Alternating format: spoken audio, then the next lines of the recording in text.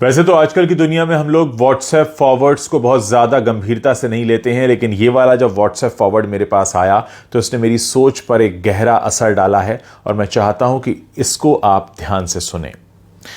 ये WhatsApp message है भगवान का घर के बारे में। कल दोपहर मैं बैंक गया था तो वहां एक बुजुर्ग भी अपने काम से आए थे। वहां वो कुछ ढूंढ रहे थे। मुझे लगा शायद उन्हें पेन चाहिए, इसलिए उनसे पूछा तो वो बोले, बीमारी के कारण मेरे हाथ कांप रहे हैं और मुझे पैसे निकालने की स्लिप भरनी है, उसके लिए मैं देख रहा हूं कि कोई मदद कर दे। मैंने बोला, आपको कोई आपत्ति ना हो तो मैं आपकी स्लिप भर देता हूं।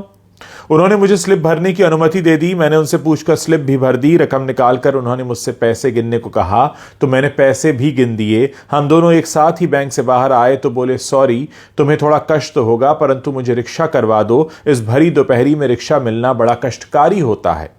मैंने बोला, मुझे भी उसी ओर जाना है, मैं आपको कार से घर छोड़ देता हूं। वो तैयार हो गए। हम उनके घर पहुंचे। 60 बाई 100 के प्लॉट पर बना हुआ एक घर था।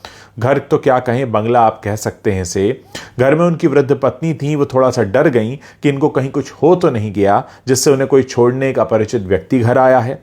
फिर उन्होंने पत्नी के चेहरे पर आए भावों को पढ़कर कहा कि चिंता की कोई बात नहीं है, ये मुझे छोड़ने आए हैं। फिर बातचीत में वो बोले, क्या बोले अब ध्यान से सुनिएगा।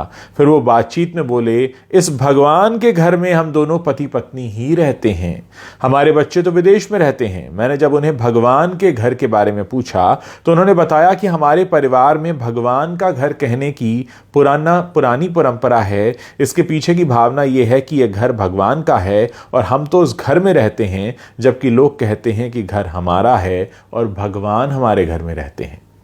मैंने विचार किया कि दोनों कथनों में कितना अंतर है। उसके बाद वो बोले, भगवान का घर बोला तो अपने से कोई नकारात्मक कार्य नहीं होते और हमेशा सद्विचारों से हम ओत प्रोत रहते हैं। बाद में मजाकिया लहजे में बोले, लोग तो मौत के बाद भगवान के घर जाते हैं पर हम तो जीते जी ही भगवान के घर का आनंद ले रहे हैं। ये वाक्य भी जैसे भगवान ने दिया कोई प्रसाद ही है। भगवान ने ही मुझे उनको घर छोड़ने की प्रेरणा दी। घर भगवान का और हम उनके घर में रहते हैं। हमको इस कहानी से बहुत कुछ सीखने को मिलता है दोस्तों।